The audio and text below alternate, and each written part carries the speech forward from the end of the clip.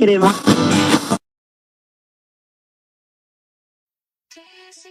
Welcome to Local Camp. We got another Local Camp interview with special guest, old school brother, also known as Uncle Lee. Thanks for coming and joining us today, Uncle Lee. Just happy to be with you, man, and I always say this, man, I'm just happy to be above the ground, man. That's right, that's right. You know, for the people that don't know out there, why don't you let them know a little bit about your background, where you started singing, or how you started singing. What got you started? Okay, let's travel way back, man, and kind of run through it real briefly if I can. I started at a very early age, man. It's most singers, man. I would say black singers, African American singers, man. I started in the church. Right. About 8 years old, man. I started singing when I was, I guess when I come out the womb, man. But when people started listening to me, it was I was around about 8 years old and singing in the junior choir in the church, Union Baptist Church in Muskogee, Oklahoma. And just got noticed then, man. They started calling me up, man, doing little solos and that kind of thing like that. So, I was finding out then, that I had this special talent, this gift, man, that came from God, So I just progressed from there, man, all the way through grade school, junior high school, singing, playing in the band, through college and that kind of thing like that. So that's been a part of my life, man, from the very beginning until now. Nice. Just singing, man, and playing instruments, and just 100%, man, love for that type of thing. And what are some of your inspirations when you were growing up listening to, and your sound, your style is unique? Where would you say you got that style from? Well, number one, it comes from gospel. From the gospel root background, man, singing soulful type music, man, in the church. And when I was coming up, man, in my household, my mother listened to a lot of music, a lot of blues and R&B. Basically my whole family. Right. And I grew up with a gentleman across the street from where we lived. His name was Mr. Jimmy Williams. And Mr. Williams, man, used to service jukeboxes. But he was a guy, man, that would go to these clubs, man, and you get new records in, he'd go in and swap them. And when he'd bring them home, he would give them to me. So I was listening to all kind of music, man, some blues, R&B to country. And probably you can hear all of that influence in me. I was listening to a lot of James Brown and Ray Charles and Johnny Taylor. All the OGs. Yeah, what I'm saying? That's what's up. So tell me the secret to longevity and the success that still keeps you going and motivated in this game. You know what, OG? It's the love for the art, man. Right. I don't think if you have the compassion and the deep-rooted love, man, for what you're doing, I don't think there's a longevity that you can base your experience on. Right. So it's the love, the deep-rooted love, man. It's not all about money. Because I believe if you are seeking money, man, to be your support, and using the music to do that, longevity is not going to be long, Yeah, you're right, man. Spitting that real to the youngsters out there. It's like this, man. A hit, you can get that anytime, man. But a long career is special. You know what I'm saying? Because, you got hit wonders, man. They come and they go, man. You get your money, they be gone. You never hear from them no more. But you're right, man. You're right. They'll drop a single or two, and they'll go do shows for 2 years off that single, and then that's it. It's over. Yeah. So a long career is more special than a number #1 hit. So if you got that in your mind, man, you know what I'm saying? So you're on the right road, on the right path, you know, for longevity. There it is, man. Dropping the knowledge for all you youngsters paying attention, man. Gotta have love, gotta have that passion when you're dropping this. Some of the artists that you work with. Oh man, the list is so long, man. I can give you a few of them, man. You know, I probably more than likely I'll miss somebody, man. But if they're listening, they know who they are, and they work with me. You know, back in the day, man. You know, I worked with artists like Ronnie Wilson of the Gap Band. You know about Charlie Wilson, Ronnie Wilson, Robert Wilson, the Gap Band. Right. Peaches and Cream. Yeah, so, you know, so I got some of my influence from those guys. You know, we're homeboys, man. We're from right out of, they're from Tulsa, Oklahoma. I'm 50 miles east from Muskogee, Oklahoma. So we kind of came up together. I didn't know them during the time when they were coming up as a group in Tulsa, but I met them when I moved out to California. But anyway, me and Ronnie, we got together, man, and did some gospel projects. And so I worked with Ronnie, man, you know, learned a lot from that cat, man.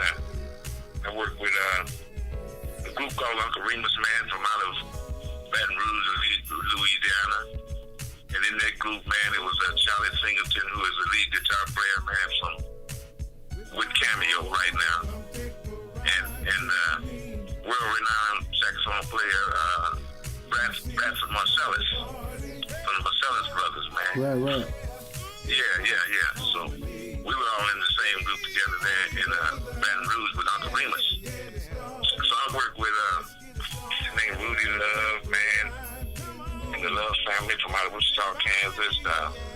You know, on and on, man. And then I got into this G-Funk thing, man. You know, it wasn't hard to convert to G-Funk because G-Funk had that R&B funk music, and what you do is just put rap on top of that, man. So you got this ingredients that for this G-Funk, and they call it gangster rap back then. You know what I'm saying?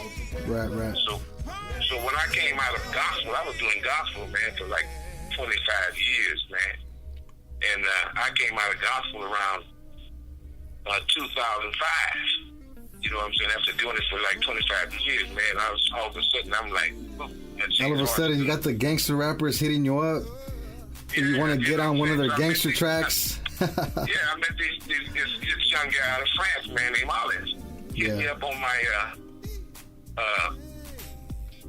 wasn't Facebook, it was another page, man, that I had up. You know, I had some music on that, some gospel music that was real funky. That just goes to show you, man, that, you know, they're listening out there, these young cats, and they could hear it, man. They could hear the skills that you bring to the table, and everybody just hoping that maybe you come by and just bless one of them tracks with the skills that you got, man, because you're tearing it up, man. Let me tell you, that's why I really wanted to get this interview with you, because a lot of cats out there don't know what's up with you, man. Uncle Lee, man, you guys don't know him. You guys are sleeping or been sleeping. Pay attention, man. So what projects do you have that you're working on right now, or you're about to release them, for the people out there listening that might want to check it out? Okay, like you said, I'm very versatile, man. I do all type of music, man, from blues, R&B, man, you know, gangster rap, you know, whatever they place on the table, man. I've just been blessed to be able to fulfill it, man. You know what I'm saying? So that's a gift from God, you know, and I thank God for that. So I got a project that was just released on the 17th of November, which is a 12-inch vinyl, man, from out of France, man. We doing this vinyl music, man. You know, the album. Now that's old school. So that dropped, man, on the 17th. It's a maxi 12-inch, man, and I'm doing it with this group called the Touch Funk, which is some of my producers over in Europe, you know. So I'm doing that with them. Then I got another project after that called Real Lee. That's gonna be real funky, man. So that's coming out in 2016. And also, man, I released just a few weeks ago, man, a project called On the Road. And that's been jumping off, man, for the last few weeks. That's what's up. You can pick all my music up, man, on all of the digital outlets, man, like Amazon and iTunes. And then you can go to our website, which is Diggy Down Records. It's www.diggydown, DIGGYDOWN.